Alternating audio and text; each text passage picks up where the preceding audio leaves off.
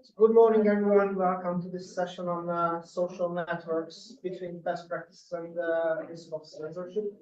I'm Peter Sharoshi from Budapest, Hungary. I represent an NGO called Rights Reporter Foundation. We have a website, it's called Drug Reporter. We have contents on drug policy and harm reduction, videos and articles. We produce online videos. We have been producing online videos almost 20 years. So we have been heavily involved in online communication, and we also have training courses for activists on video communication. To be frank, when we started to use online communication as a tool for public advocacy and harm reduction education, we were quite optimistic and on the verge of naivety, because we thought that online communication will revolutionize how we educate people about drugs and how we advocate human rights. We didn't expect that the internet will also revolutionize disinformation, fake news, and also it will have a lot of censorship issues, which are significant barriers, and also that the internet, of course, is revolutionizing the global drug market itself. So how people are accessing drugs, how they exchange information about drugs. For example, in Europe, according to one Eurobarometer study, 60% of young people said that the main information source of information about drugs is the internet, and we know that now suppliers use so-called dark web markets or crypto markets to sell drugs, and we can hear about that in several other sessions here at the CND. But at this session, we would also like to emphasize that the internet and online communication is not only a threat, but it's an opportunity. It's an opportunity for service providers, it's an opportunity for educators, for prevention, for treatment, for harm reduction, and advocacy for human rights.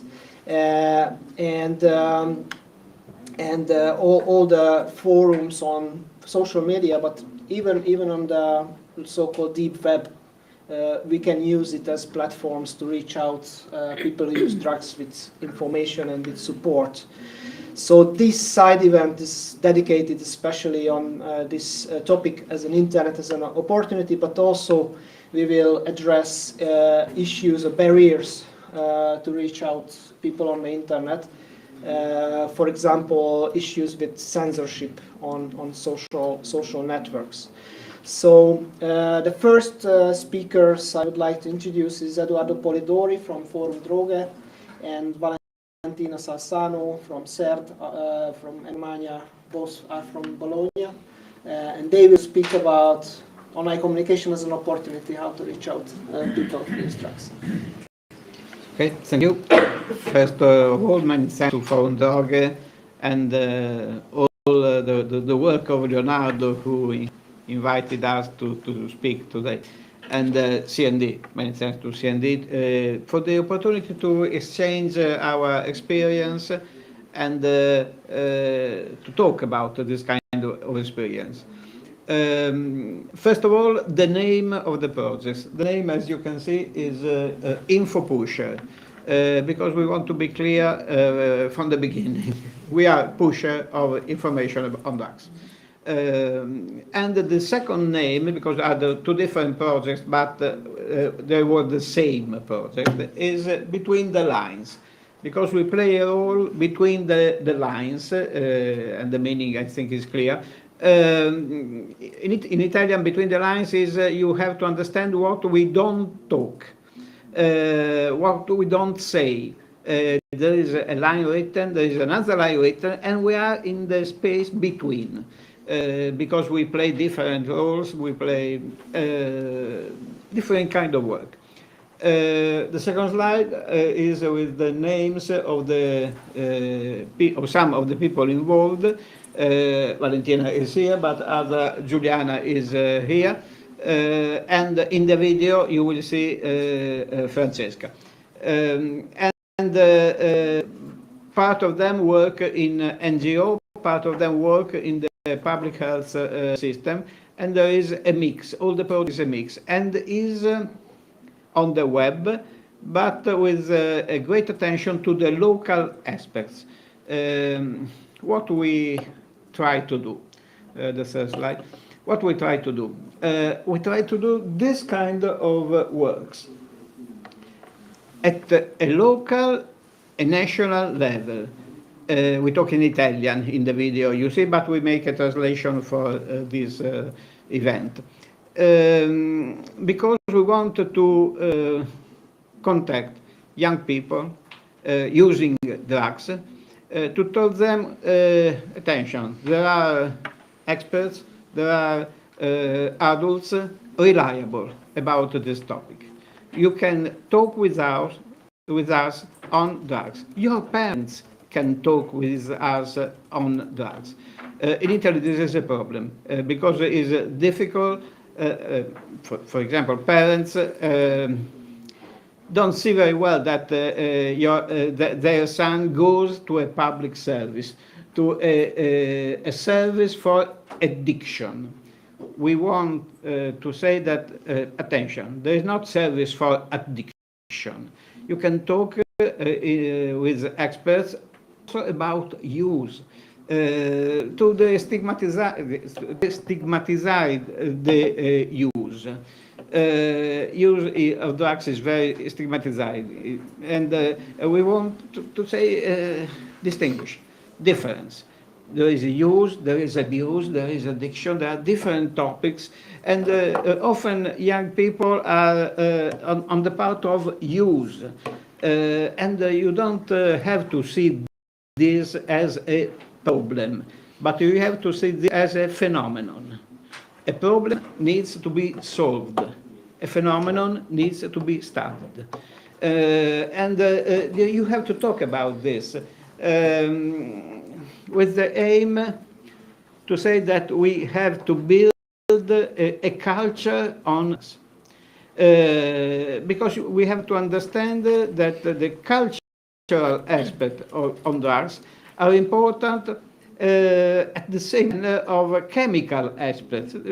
Drugs are not only chemistry. Drugs are a part of our history. Drugs are part of our social life. Drugs are parts of our life. And this is what we try to change, to build a culture on drugs. This is the challenge. Okay. Hello, good morning. I'm Valentina. Thank you for this opportunity. The meaning of the project is in these goals. We are traject also in the digital world. Regarding the first girl, young people, we introduced in our project the concept of whole life. Whole life means being close to young people in the places they are used to attend, such as schools and clubs, but also in digital world they live in, meaning in social network. In order to this, we launched our project on the main social platforms. We use Facebook to provide information to adult target and encourage an informative and destigmatizing messages. On Instagram, we publish cross-cutting content that may apply to different age group. And we use TikTok to reach the young audience, and we publish especially risk reduction types.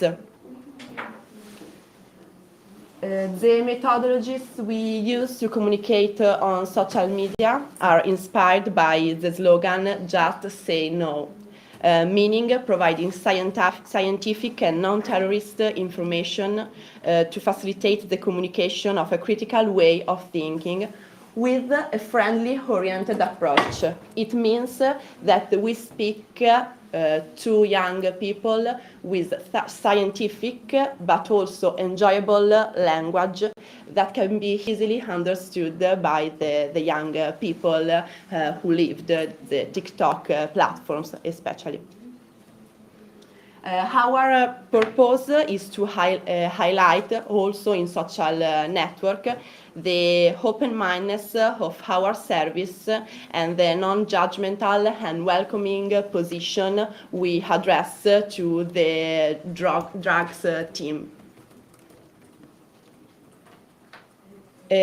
To give you a clear idea of what we just reported, we are going to show you some risk reduction videos which are published on our TikTok page.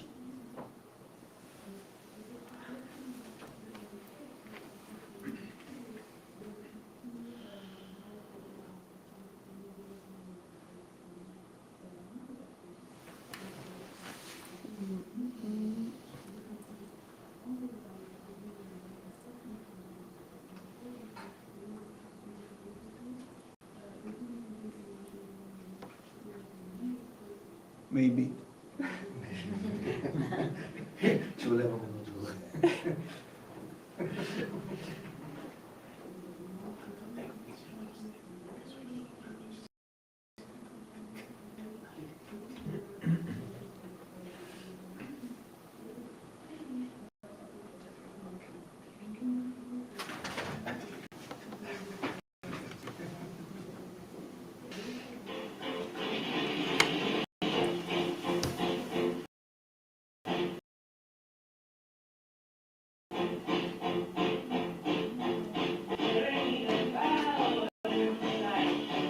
This is the first.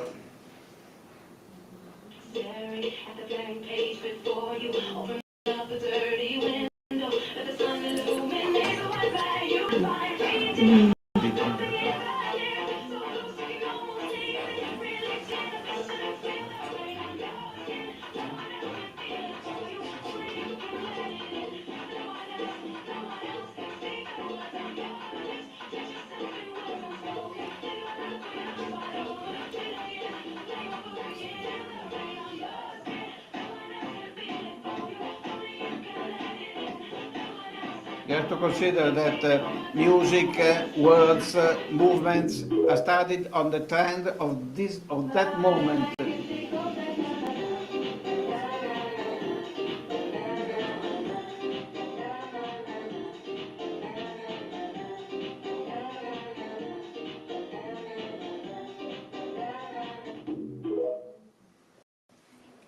Okay. These are some examples of what we do on TikTok about risk reduction that can be used for the young audience.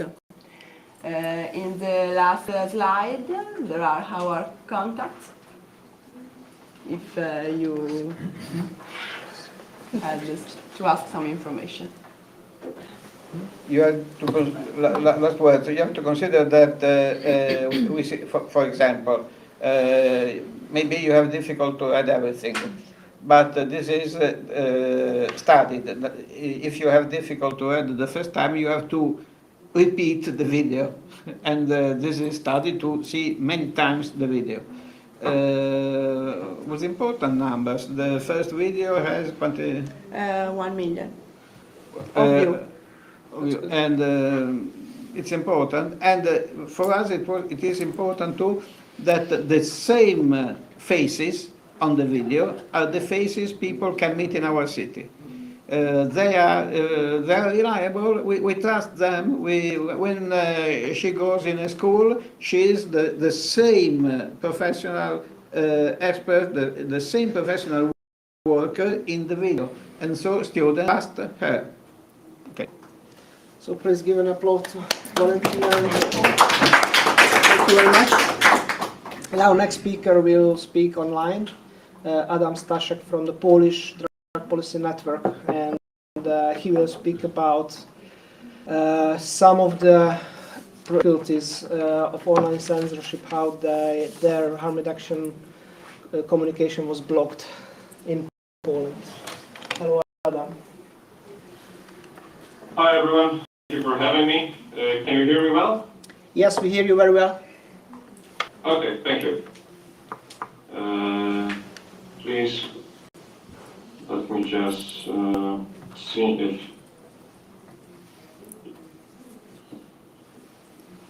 yeah, I'm just trying to. Okay. Can you see my screen? Not yet. Okay.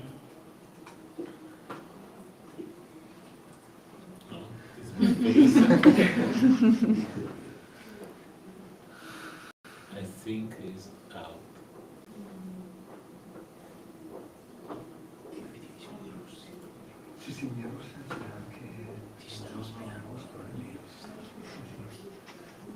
He's not. He's not online? Okay, so maybe until Adam comes back, we can continue with the third presentation from Masha Plotko from the Eurasian Harm Reduction Association, based in Vilnius, Lithuania, and she will also speak about barriers and censorship which we can experience in the region of Eastern Europe and Central Asia. Yeah, thank you, Peter.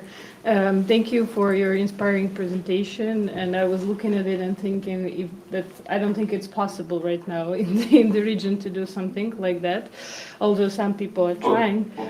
Oh, okay. So. Is it back? I'm back. Sorry, I don't know if you continued or. Okay, that's okay. Yeah, I mean, if you can, please continue, Adam. Can you share your screen? Yeah. Good. Can you see my screen now? Yes, good. Okay, sorry for the interruption. Okay, so I work at Polish Drug Policy Network. I mainly deal with the online sale of drugs now. There is a small picture here, which I took in the street of Poland, which is basically an advertisement for an online drug channel on the streets. I'm gonna be focusing mainly today on Facebook, and why is that? It's because Facebook, as you can see, has over 3 billion monthly users. Well, Facebook and Instagram are now co-owned by the same company. You have already spoken why this gives you a great opportunity. I mean, if you have 3 billion monthly users and you can get to them with also quite limited sources, I mean, this is just a great opportunity for any harm reduction program to reach out and find new people that they can use these services. So, obviously, there is a lot of content on these channels. When it comes to example to YouTube, there are 500 hours of videos uploaded every minute. Every minute, 500 hours of videos.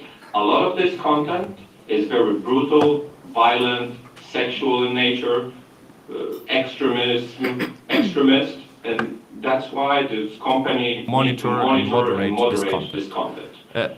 Moderation is bestly described as screening, evaluation, and then either approval of this content or disapproval and removal. This happens in 3 stages. The first one is the creation of guidelines on which basis the content moderation works. Then it's the enforcement, and then finally the response appeal process where user can appeal the decision. I'm going to focus on Facebook community standards.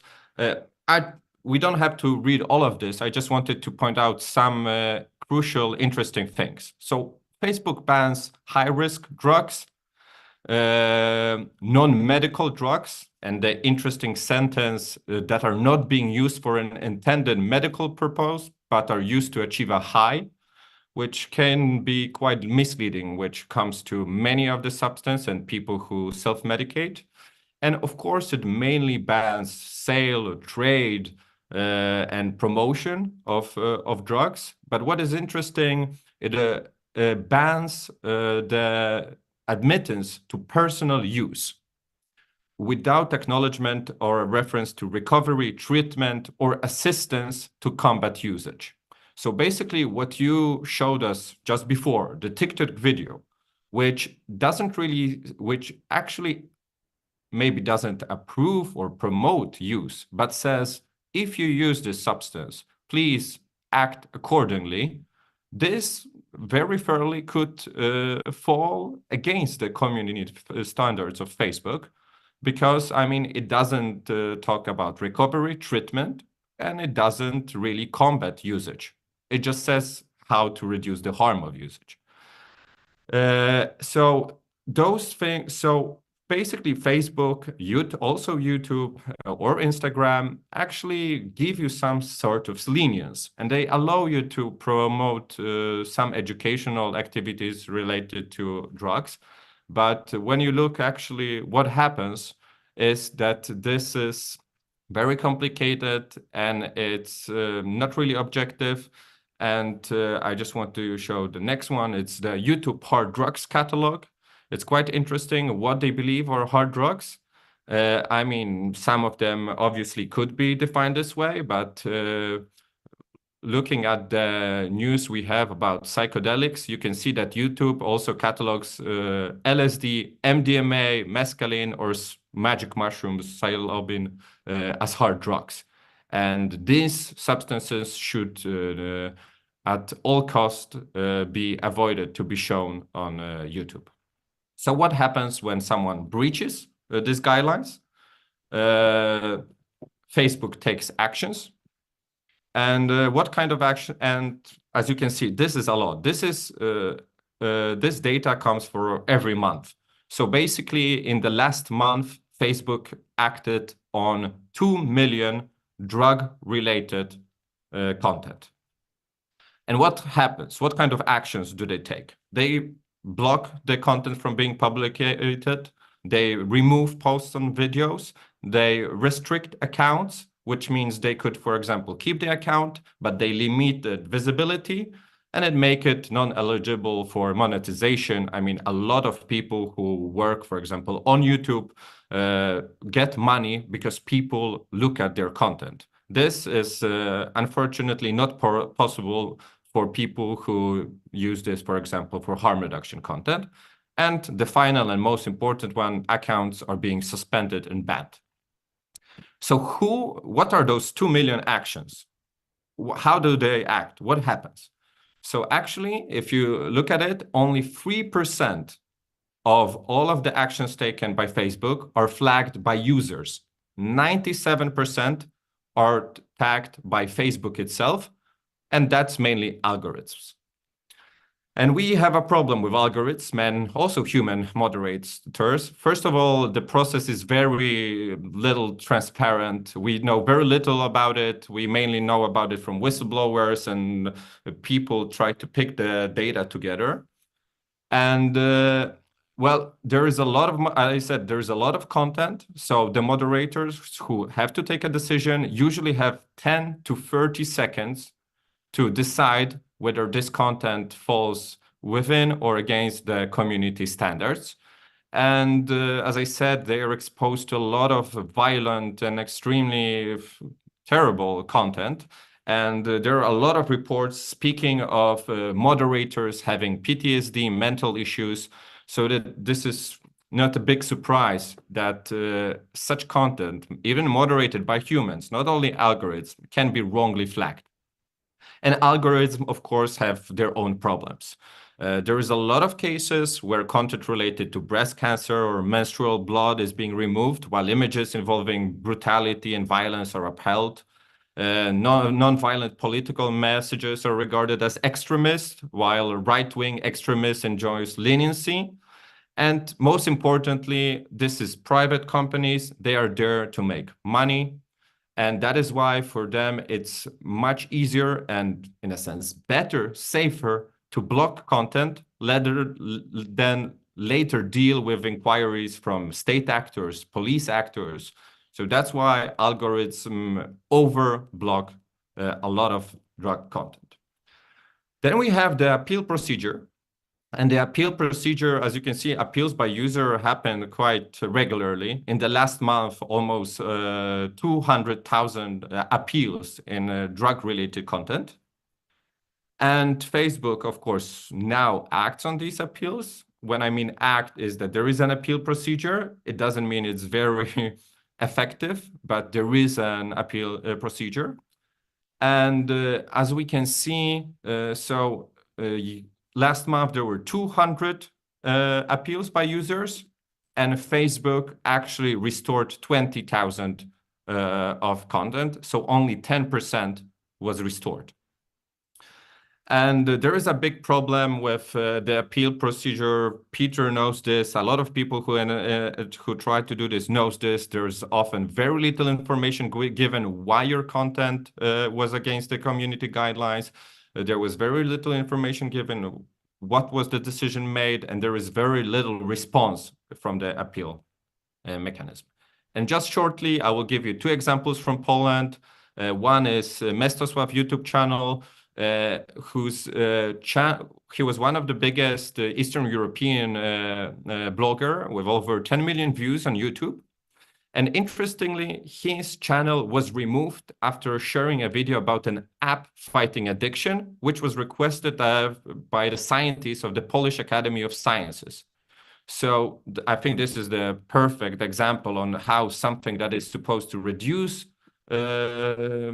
harms related to possible harms related to drug use was actually flagged and removed. And then we have the social drug policy initiative. They had a Facebook group where they shared information on bad pills that were on the market. Their accounts were all banned and removed because of this channel. And what is interesting, on the other hand, as I said, I mainly now deal with online drug markets. There is an ongoing, very big drug trade on all the social media channels that I mentioned, Instagram, Facebook, also TikTok. So this is basically posts from big Facebook groups, 7,000, 8,000 members, which are basically selling drugs. Here to the right, you have want to buy Oxy hand-to-hand in Krakow. So on the one hand, we have a lot of very important harm reduction content that is being removed by those social giants. And on the other hand, we have basically an open online drug market that is very accessible to young people. And this is the problem, of course, because these companies are private. And very recent verdict in Poland I wanted to share with you. So the civil society drug policy initiative that I mentioned that had this group on bad pills on MDMA in Poland. After they got banned, they sued Facebook, and on 14 March, the Polish court passed a judgment saying that actually you can sue Facebook in your own countries, and that Facebook, by removing their page, has infringed on their personal rights. This is very important, of course, because this is the issue of private versus public. The question, many people say that we cannot make private companies we cannot influence what they have on their pages. But as we can see, I mean, there is now a verge and a question of discussion, like if you're such a social giant that has over 50% of a market share, maybe there should be also some standards that you have to adhere to, especially because, as I said, on the same Facebook, on the same Instagram channels, we have content that is very important, health-related, education-related, that is being removed. And on the other hand, we have online drug trade that is happening regularly. And this content is somehow rarely removed because it's a little bit more hidden than harm reduction providers that want to go out and speak freely about their issues. Well, that's it. Thank you. If you have any questions or anything more, that's my email.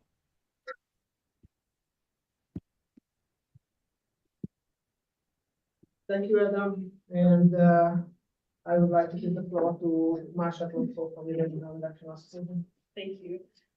Second start.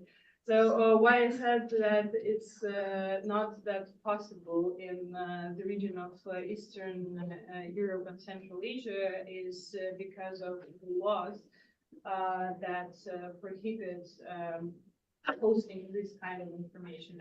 I will speak mostly on the example of Russia, but not because it's the only country that has those laws, but because this country has a lot of influence in the region and became kind of a trendsetter of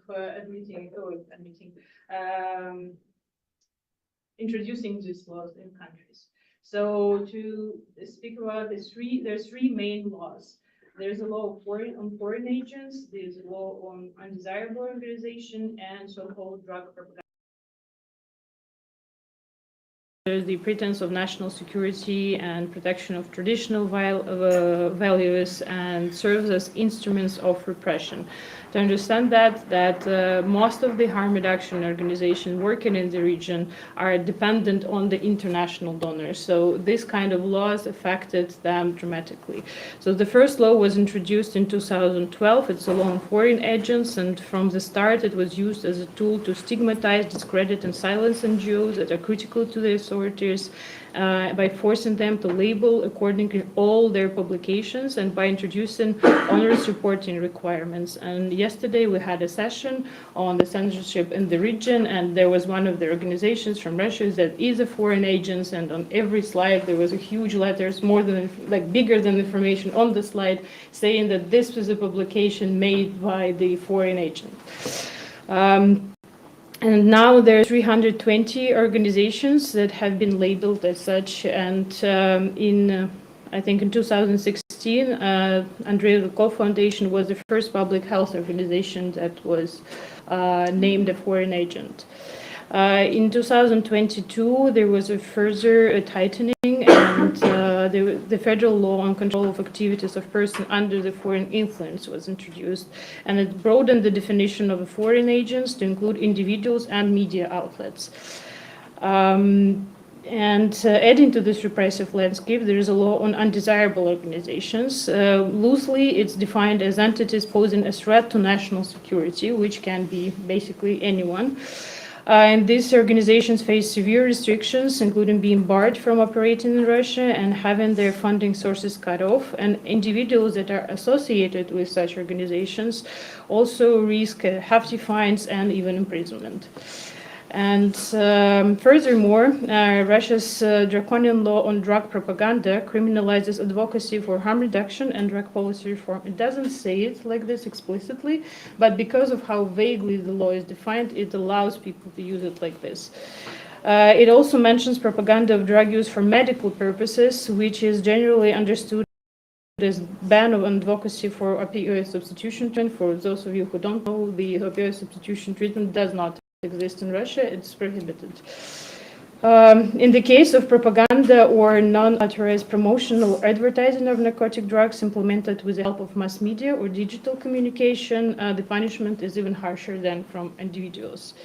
For example, in 2012, again, I'm giving the example of Andrei Rykov Foundation because it's the, I think, brightest case of application of these laws. Their website was shut down when they published the recommendations given to Russia by the Committee on Economic and Social and Cultural Rights. And then the next time it happened, it was when they published an information about synthetic cannabinoids that became very prevalent.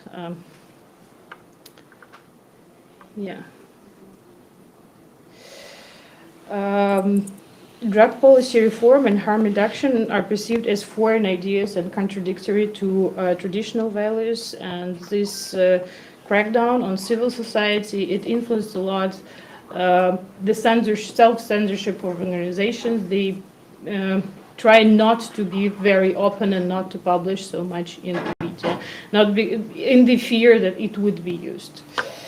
And sadly, the Russia's model is not confined within its borders, and it serves as a blueprint for neighboring countries where similar laws are either in place or under consideration. And the list of countries include Azerbaijan, Kazakhstan, Kyrgyzstan, Tajikistan, Uzbekistan, and Georgia. But in Georgia, they wanted to introduce the law on foreign agents, and also the civil society was very scared. But then there were a lot of protests, and it was stopped. But it's the issue that constantly is coming up in the discussions. And Kyrgyzstan recently passed a law that allows to suspend the work of organizations suspected of being under foreign influence for 6 months without a court order. And also there is a law that prohibits media from publishing content that can harm public health or morality. As you can understand, harm reduction falls into this description. And unfortunately, it's not only this kind of post-Soviet region. We also see similar things happening in Hungary and other countries. Yeah. Thank you. So the fight is long from over, and it's a very worrying trend.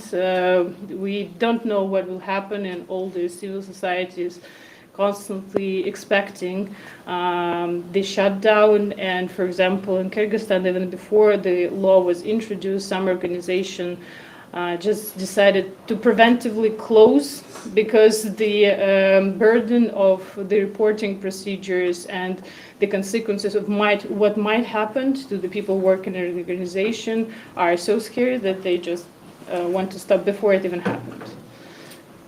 Thank you.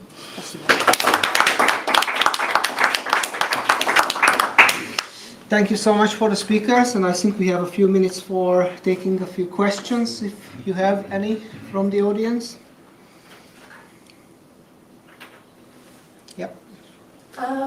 What would be the best way to, how shall I say, report on the like the illegal drug markets online? Because we on our Facebook ad all the time. My Facebook is kind of like shadow ban and all of those things, but they are promoting like cough syrup, medicine, like, you know, all of the pharmaceutical for our teenagers in Thailand, and I can't seem to report them. They don't go away. They come back and go, this is not it, and I can't do anything. What would be the best way for me to kind of do that?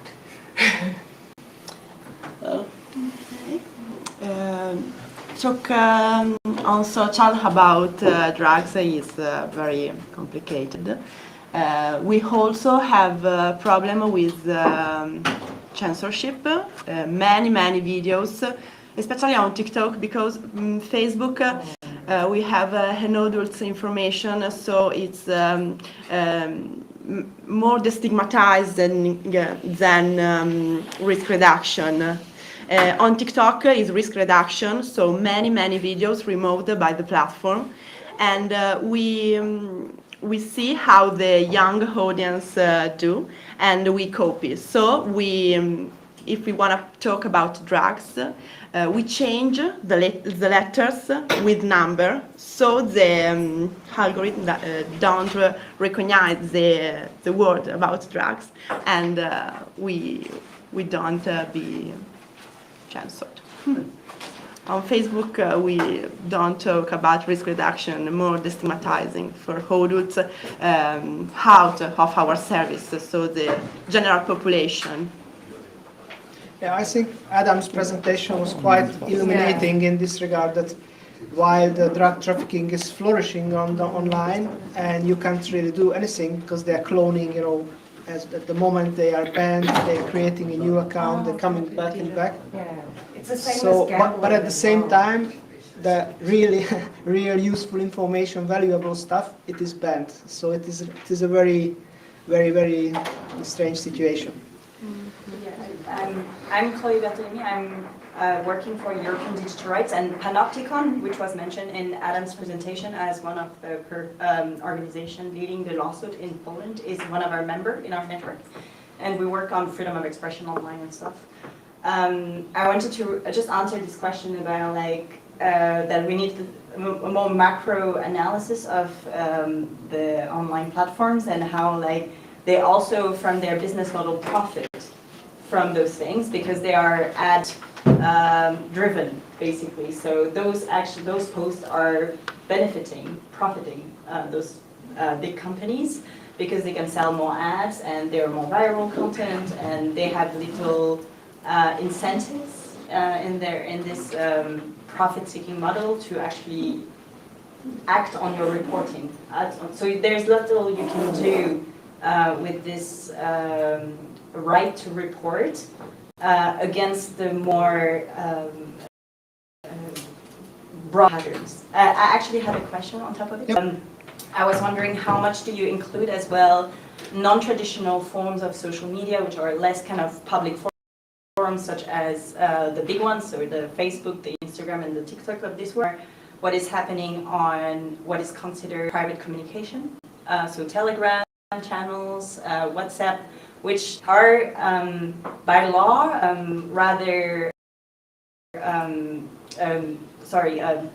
regulated as private communication, so one-to-one communication isn't information, but because you can add as many users as you want in certain channels, it becomes like the line between what is a private conversation and what is a public channel becomes a bit. And I was wondering if you encounter any, if you engage with this type of platforms, No. with young audience, which are a lot on Telegram and a lot on WhatsApp. And whether for Adam, if there was any cases of his knowledge that also involves the censorship on those kind of platforms. Adam, do you hear the question? Or should I repeat it? Yeah, I do. Okay. So before just giving you the floor, Adam, it is a very good question, and I think especially in our region, in Eastern Europe, Central Asia, where you see that there is a strong censorship, these channels have very important role in among people who use drugs communication. And as far as I know, and Marsha can correct me if I'm wrong, but in Russia there are Telegram-based services, harm reduction services, and bots, and all this kind of service. I think in St. Petersburg, Yes. the organization Humanitarian Action has a good practice on how to use Telegram for harm reduction services. On the Eurasian Harm Reduction Association's website, there is a report, and I think it includes this example. Yes. And sorry, Adam, I give you the floor with this. No, sure. Just if I'm correct, the question was what I saw censored On Telegram and on those private communicators as well. Yeah. Yeah. So I mean, Go ahead. yeah, please. No, I was just like, just to formulate my question, like, did you see any kind of cases of censorship taking place, or is it like state control of the dissemination of information on what is considered private communication services? I mean, I mainly deal with Poland, and Poland is just catching up with let's call it cybercrime and such issues. So they have, I mean, there is an open drug market on Facebook or Instagram, basically. So even so, they have not really access to Telegram. From my experience so far, I mean, most of the big drug sellers are moving to Telegram because of its safety, because it's yet has not been that penetrated by, I mean, safety in the meaning of relatively safe from the Polish police authorities in this sense, not like in this cryptic sense that it's hard to get into people who use Telegram. But so far, Telegram remains as this place which basically is a really open drug market. I stopped looking for new drug channels in Telegram in Poland because there are so many of them. There's so many people are buying drugs there, and it's incredible how easy accessible it is. And so far, I haven't seen. I must say, I haven't seen any really state censorship in this matter. The last time I presented before the National Board of Drugs in Poland, the police officer came to me and asked me if I could give them a speech explaining to them how drugs are being sold on Facebook. So I don't think they really have any idea what's happening on. They have an idea what's happening on Telegram, but they have no tools really on actually trying to influence it. And I don't think they still find it as such a big problem right now. They just witnessing it now. While in the world we already speak about these issues, quite frankly, that the online drug trade is taking more and more of the market share. So far, I think it is not a big problem for the Polish authorities. They are learning it now. Thank you, Adam. Are there any more questions? Question for Adam. You talked about the judgment of the court, of the Polish court that obliged Meta to restore a page. I'm very curious of the reason and whether there is a possibility to apply that trial also in other countries in Europe. For example, we have a page, Media Legale, Better Legal. My organization care about drug policies, and we don't do harm reduction or other content on this. So we only talk about drug policies, and our profile is bound, and we have limitation and other problems related to drug contents. And I'm curious to know whether there is the possibility to open a window in this. Well, maybe Chloe, also if you're from the digital fund, you have more insights. But from what I can say from the Polish perspective, first of all, there is still an appeal. So the very interesting issue in this case was actually that we can sue Facebook before the Polish court. This was what Facebook was really fighting. They didn't allow any organization to be able to sue Facebook in front of a national court. They really tried many obstacles to put forward many obstacles. So I was quite frankly, I was very shocked that the Polish court ruled the way it did. And this is a very big success.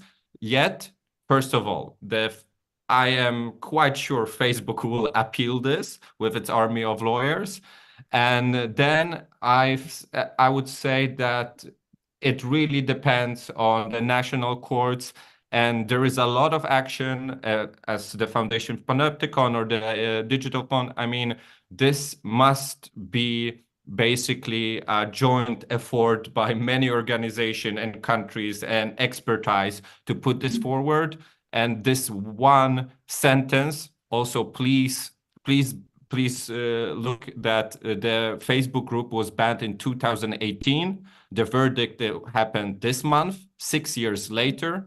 You must imagine how many resources was involved, and it was only all possible to donors and other investors who were not investors, by donors and supporters who were supporting, and lawyers who were giving their time to this issue. So it is very hard, very time consuming, but I believe it's worth it. And this probably should be happening quite more. And this could be the first, this could be used in different courts in Europe. And I'm sure the people who are behind this will be trying this. But still, as I said, this is not the final verdict. And there is a long way to go. I believe the final verdict may come in a few years. Okay. Thank you very much. Okay, one more question. Thank you very much. Also to all the panelists. My name is Andrea Mancini. I work for UNODC. I think the work you're doing is really great.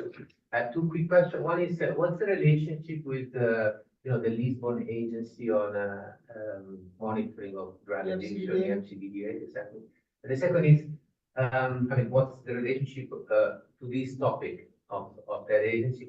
And if you have any idea of the forefront or front runner in terms of this type of sensitization on social network, the countries that are more advanced or broke a bit the stigma, both in Europe and globally. I would be interested. Thank you. Well, in terms of civil society actions, Italia is really great. I think this 1 million view videos, and it's impressive, I think. So, as far as I know, there is also good practices in many other countries. For example, in Finland, there is a dedicated project reaching out. People use drugs on dark web markets, so they are doing the same as the market sellers. They set up something like an information hub. What they sell is just, like you said, pusher of information. So they are selling harm reduction information, not by money, but like distributing information. So they are using these platforms, which are marketplaces, also to distribute information about the dangers and harms of substances. So I think it's also very quite innovative, and it shows that wherever there is a platform for drug distribution, you can also use it for education and harm reduction. About the EMCDDA, actually, I'm not aware if they done any work on this. I mean, EMCDDA reports always deal with the internet as a marketplace or selling supply side of this issue. But at the moment, I'm not aware of any reports or research on this, how you use internet for harm reduction. But actually, with the Civil Society Forum on Drugs, we will meet EMCDDA next month in April. So actually, it's a good idea that we can put this on the table. We discussed with it, EMCDDA. Any other ones to? Anybody else wants to say? If not, then thank you so much for coming to this session, and give another round of applause to the panelists. Thank you, Adam. Thank you. And thank you, Leonardo, for technical.